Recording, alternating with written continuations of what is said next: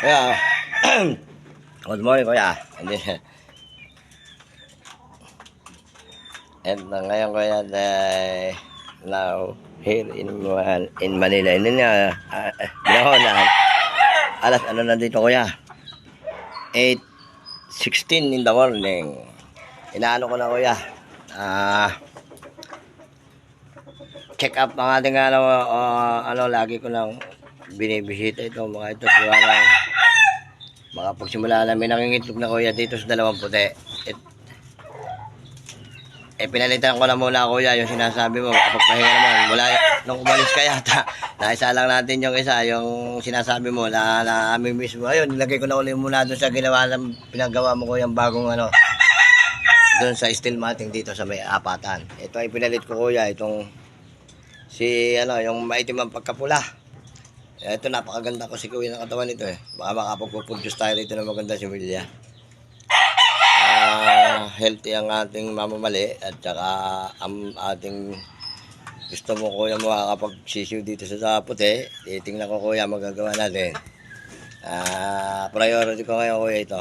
Kaya para ito tayo yung mabiya ng makasisiw ng puti kung sakali. Pinalulusog-lusog ko rin pati kuya yung mga inahin dalawa na medyo tinitigilan ko muna para medyo maging komportable sa akin sa nagpapatuka. Iba rin yung kuya, alam mo na yan, iba rin yung yung pakisamahan ng nagpapatuka at saka yung pinatutuka. Kailangan may banding din eh para hindi mailang sa akin. Ayan, medyo parang naano na sila, hindi na sila na mailap.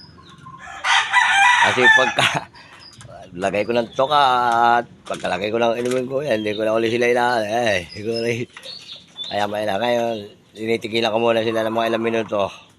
Mga pinakababay, 5 hanggang 10.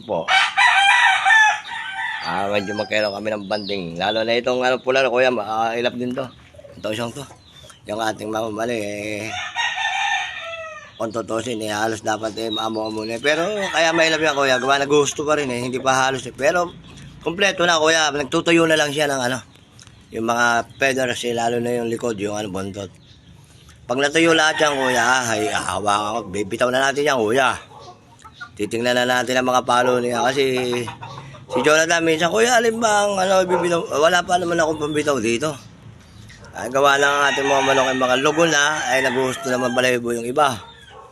Walang at saka pagka tayo magbibitaw, hindi natin basta ibibitaw yan. Lalagyan natin ng glove, bibidyo natin, padadala ko naman sa kuya para meron naman siya napapanood. Baka ibitaw ng alanganin, hindi tabakbo ang amin, hindi kawaawa naman kami. Kailangan pagka nagbitaw tayo, maganda ang laban.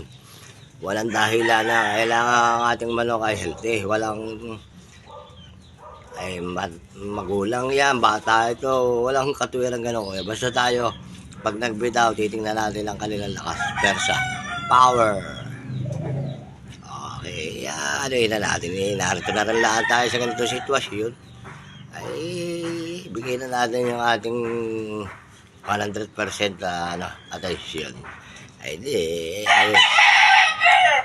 Ako naman kuya, madaling makaramdam, nakararamdaman ako, bibigyan na tayo nito.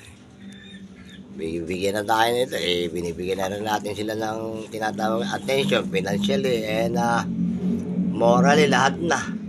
Sana ibigyan tayo kaya alam mo ko laging positive lang ni kuya. Kuya maya uli medyo pag-iwahiwalayin ko yung ating mga video kasi kuya ako kanya-kanya mahirap yung kuya mabilisan isang video nga kaso hindi ko naman nagagawa yung isa kuya, hindi ko na kinunan muna. Nauna ako dito.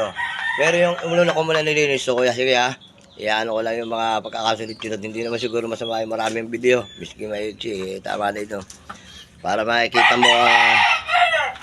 mo kuya ang bawat sulok ng ating manukan.